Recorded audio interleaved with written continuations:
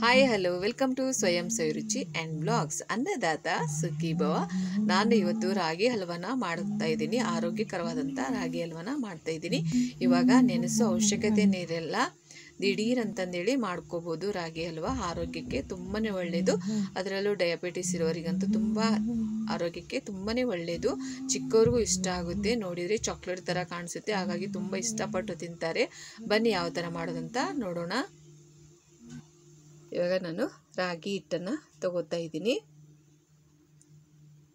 ನಿಮ್ಮಲ್ಲಿ ಯಾವುದಿರುತ್ತೋ ಅದನ್ನು ತಗೋಬೋದು. ಹಿಟ್ಟು ನಾನು ರೆಡಿ ಇರೋದಂಥ ಹಿಟ್ಟನ್ನೇ ತಗೋತಾ ಇದ್ದೀನಿ. ಇವಾಗ ನೋಡಿ, ನೆನೆಸೋ ಅವಶ್ಯಕತೆಯೇ ಇರಲ್ಲ, ಬೇಗ ಮಾಡ್ಕೋಬೋದು. ಇವಾಗ ನಾನು ಜಾರ್ಗೆ ಹಾಕ್ತಾಯಿದ್ದೀನಿ. ನೋಡಿ, 1/2 ಬೌಲ್ ಆಗೋಷ್ಟು ರಾಗಿ ಹಿಟ್ಟನ್ನು ಹಾಕ್ತಾಯಿದ್ದೀನಿ. ಹಾಕಿ 2 ಬೌಲ್ ನೀರನ್ನು ಹಾಕ್ತಾಯಿದ್ದೀನಿ. ಹಾಕಿ ಇದನ್ನು ಒಂದು 2 ನಿಮಿಷ ಚೆನ್ನಾಗಿ ಇದನ್ನು ಗ್ರೈಂಡ್ ಮಾಡ್ಕೋಬೇಕು. ಇವಾಗ ನಮಗೆ ಇದರಲ್ಲಿ ಹಾಲು ರೆಡಿ ಆಗಬೇಕು, ಅಂದರೆ ರಾಗಿ ಹಿಟ್ಟಿನ ಹಾಲು ರೆಡಿ ಆಗಬೇಕು. ಅದಕ್ಕೋಸ್ಕರ ಸ್ವಲ್ಪ ಒಂದು 2 ನಿಮಿಷ ಗ್ರೈಂಡ್ ಮಾಡ್ಕೋಬೇಕಾಗತ್ತೆ. ಇವಾಗ ನೋಡಿ, ಒಂದು ತೆಳುವಾದ ಬಟ್ಟೆನ ತಗೊಂಡು, ಶುದ್ಧವಾಗಿರುವಂಥ ಬಟ್ಟೆ ತಗೊಂಡು ಈ ಥರ ನೀವು ಗಂಟು ಹಾಕ್ಬೋದು. ಬ್ಯಾಕ್ ಸೈಡು ಇಲ್ಲ ಕೈಯಿಂದನೇ ಹಿಂಗೆ ಹಿಡ್ಕೊಂಡು ಸ್ವಲ್ಪನೇ ಹಾಕ್ಕೊಂಡು ಚೆನ್ನಾಗಿ ಇದನ್ನು ನೋಡಿ ಈ ಥರ ಮಾಡ್ಕೊಳ್ಳಿ. ಕೆಳಗೆ ರಾಗಿ ಹಾಲು ಕೆಳಗೆ ಬೀಳ್ತಾ ಇರುತ್ತೆ. ಈ ಥರ ಚೆನ್ನಾಗಿ ಮಾಡ್ಕೊಳ್ಳಿ.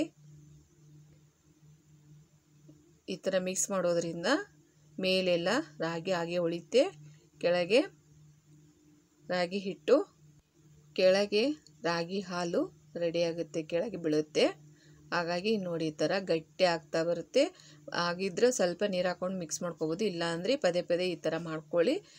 ನೋಡಿ, ಈ ಥರ ಚೆನ್ನಾಗಿ ಈ ಥರ ಮಾಡ್ಕೋಬೇಕು. ಆಗ ಮಾತ್ರ ಕರೆಕ್ಟಾಗಿ ಬೀಳುತ್ತೆ ಅದು ಕೆಳಗೆ. ನೋಡಿ ಈ ಥರ ಮಾಡ್ಕೊಳ್ಳಿ. ಮೇಲಿರುವುದೆಲ್ಲ ತೆಗಿಬೇಕು. ತೆಗೆದು 2 ಬ್ಯಾಚಿಂದ ತೆಗೆದುಬಿಟ್ಟು ಒಂದು ಬಟ್ಟೆಯಲ್ಲಿ ಇದನ್ನು ಹಿಂಡಿ ತಗೊಂಡ್ಬಿಟ್ರೆ ಇದರಲ್ಲೂ ಸ್ವಲ್ಪ ಹಾಲು ಬರುತ್ತೆ, ರಾಗಿ ಹಿಟ್ಟಿನ ಹಾಲು. ನೋಡಿ ಈ ರೀತಿ ತಕ್ಕೊಂಡು ಒಂದು ಬೌಲಲ್ಲಿ ಮತ್ತೆ ಇರುವಂತಹ ರಾಗಿ ಹಿಟ್ಟನ್ನು ಹಾಕ್ತಾಯಿದ್ದೀನಿ. ಮತ್ತೆ ಹಾಕಿ ಸೇಮ್ ಅದೇ ಥರ ಮಾಡಿ ತಗೋಬೇಕು. ನೋಡಿ ಈ ಥರ. ಇವಾಗ ಇಷ್ಟನ್ನು ಹಾಕಿ ಇವಾಗ ಇದರಲ್ಲೂ ಸ್ವಲ್ಪ ಹಾಲಿರುತ್ತಲ್ವ, ಇದನ್ನು ಸೇರಿಸಿ ನೋಡಿ ಈ ಥರ ಹಿಂಡಿ ತಗೋಬೇಕು. ನೋಡಿ ಇಷ್ಟೆಲ್ಲ ಬಂದಿದೆ. ಮೇಲೆ ರಾಗಿ ನೋಡಿ, ರಾಗಿ ಹಾಲು ರೆಡಿಯಾಗಿದೆ. ನೋಡಿ ಇಷ್ಟು ಕೆಳಗೆ ಇದರಲ್ಲಿ 2/2 ಬೌಲ್ ರಾಗಿ ಹಾಲು ಇದೆ. ಇವಾಗ ಒಂದು ಕಡಾಯಿಗೆ ನಾನು 1 ಬೌಲ್ ಆಗೋಷ್ಟು ಬೆಲ್ಲನ ಹಾಕ್ತಾಯಿದ್ದೀನಿ. 1 ಬೌಲ್ ನೀರನ್ನು ಹಾಕ್ತಾಯಿದ್ದೀನಿ ಅದೇ ಬೌಲಿಂದ. ಇದು ಪಾಕ ಮಾಡಬೇಕಂತ ಇಲ್ಲ, ಜಸ್ಟ್ ಕರಗಿದ್ರೆ ಸಾಕು. ಮತ್ತು ಇದು ಸೋಸುವ ಅವಶ್ಯಕತೆ ಇಲ್ಲ. ಇದು ಚೆನ್ನಾಗಿದೆ ಬೆಲ್ಲ, ಇದರಲ್ಲಿ ಏನೂ ಇಲ್ಲ, ಕಲ್ಲು ಏನೂ ಇಲ್ಲ, ಚೆನ್ನಾಗಿದೆ ಇದು ಬೆಲ್ಲ. ಹಾಗಾಗಿ ನಾನು ಏನು ಸೋಸಿ ತಗೋತಾ ಇಲ್ಲ. ಕೆಲವೊಂದು ಬೆಲ್ಲ ಅಲ್ಲಿ ಇರುತ್ತೆ, ಇದು ಚೆನ್ನಾಗಿದೆ ಬೆಲ್ಲ, ಹಾಗಾಗಿ ನಾನು ಸೋಸಿ ತಗೋತಾ ಇಲ್ಲ. ಜಸ್ಟ್ ಹಾಗೆ ಕರಗಿಸ್ತಾ ಇದ್ದೀನಿ ಅಷ್ಟೇ ಇದನ್ನು. ನೋಡಿ ಇವಾಗ ಬೆಲ್ಲ ಎಲ್ಲ ಕರಗಿ ಹೋಗಿದೆ. ನೋಡಿ ಇವಾಗ ನಾವು ರೆಡಿ ಮಾಡ್ಕೊಂಡಿರೋವಂಥ ಹಾಲನ್ನು ಹಾಕ್ತಾಯಿದ್ದೀನಿ. ನೋಡಿ ಈ ಥರ ಒಂದು ಕೈಯಲ್ಲಿ ಈ ಥರ ತಿರುಗಿಸ್ತಾ ಇರಬೇಕು, ಒಂದು ಕೈಯಲ್ಲೇ ಹಾಕ್ತಾ ಇರಬೇಕು. ಇಲ್ಲಾಂದರೆ ಹಾಗೆ ಹಾಕಿ ಮಿಕ್ಸ್ ಮಾಡೋಕ್ಕೆ ಹೋದರೆ ಅಷ್ಟೊಂದು ಚೆನ್ನಾಗಿ ಬರಲ್ಲ. ತಿರುಗಿಸ್ತಾನೆ ಹಾಕಬೇಕು. ಸ್ಪೂನಿಂದ ಈ ಥರ ತಿರುಗಿಸಿ ಹಾಕ್ತಾನೆ ಇರಬೇಕು. ನೋಡಿ, ಕೈ ಬಿಡದ ಹಾಗೆ ತಿರುಗಿಸ್ತಾನೆ ಇರಬೇಕು.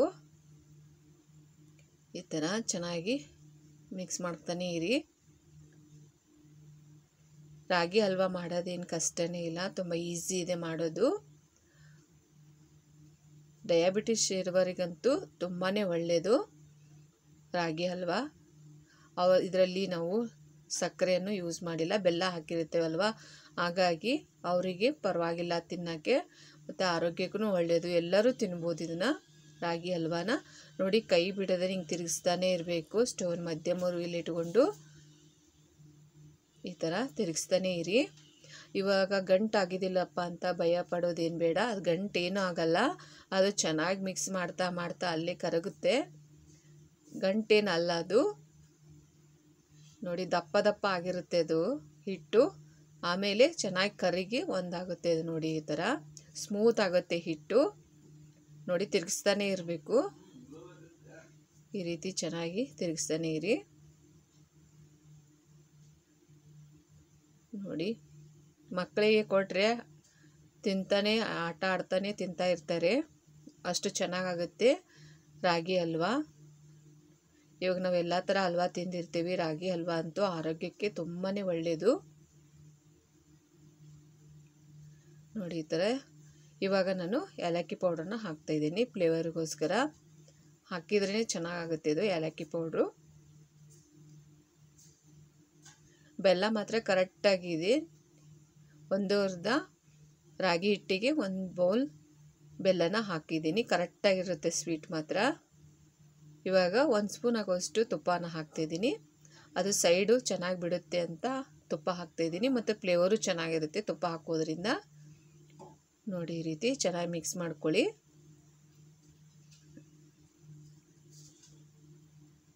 ಕೈ ಬಿಡದಾಗೆ ಮಿಕ್ಸ್ ಮಾಡ್ತಾನೆ ಇರಿ.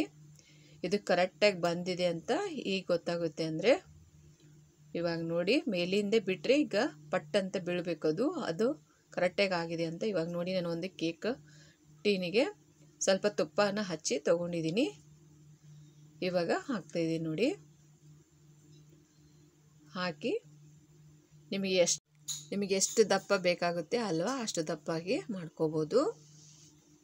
ಇವಾಗ ನೋಡಿ, ನಾನು ಸ್ವಲ್ಪ ತೆಳುವಾಗಿ ಮಾಡ್ಕೊತಾ ಇದ್ದೀನಿ. ತುಂಬ ದಪ್ಪ ಏನು ಮಾಡ್ಕೊತ ಇಲ್ಲ. ಇದನ್ನು 1 ಅವರ್ ಇಡಬೇಕು ರೆಸ್ಟಿಗೆ.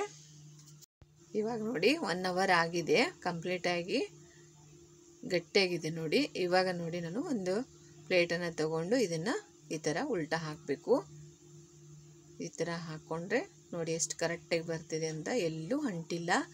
ಎಷ್ಟು ಚೆನ್ನಾಗಿ ಬಂದಿರುತ್ತೆ ತುಪ್ಪ ಹಚ್ಚೋದ್ರಿಂದ. ಇವಾಗ ನೋಡಿ, ನಾನು ಆದಷ್ಟು ಸ್ವಲ್ಪ ತೆಳುವಾಗೆ ಮಾಡ್ಕೊಂಡಿದ್ದೀನಿ. ತುಂಬ ದಪ್ಪ ಸೈಜಲ್ಲೇನು ಮಾಡ್ಕೊಂಡಿಲ್ಲ. ಈ ಥರ ಸ್ವಲ್ಪ ತೆಳುವಾಗೆ ಮಾಡ್ಕೊಂಡಿದ್ದೀನಿ. ತುಂಬಾ ಸ್ಮೂತಾಗಿ ತುಂಬಾ ಚೆನ್ನಾಗಿರುತ್ತೆ. ನೋಡಿದರೆ ಚಾಕ್ಲೇಟ್ ಥರ ಕಾಣಿಸುತ್ತೆ, ಅಷ್ಟು ಚೆನ್ನಾಗಿರುತ್ತೆ. ಇವಾಗ ನೋಡಿ, ನಮಗೆ ಯಾವ ಸೈಜಲ್ಲಿ ಬೇಕೋ ಆ ಸೈಜಲ್ಲಿ ಸ್ಕ್ವೇರ್ ಶೇಪಲ್ಲಿ ಕಟ್ ಮಾಡ್ಕೊತಾ ಇದ್ದೀನಿ ನೋಡಿ. ಈ ಥರ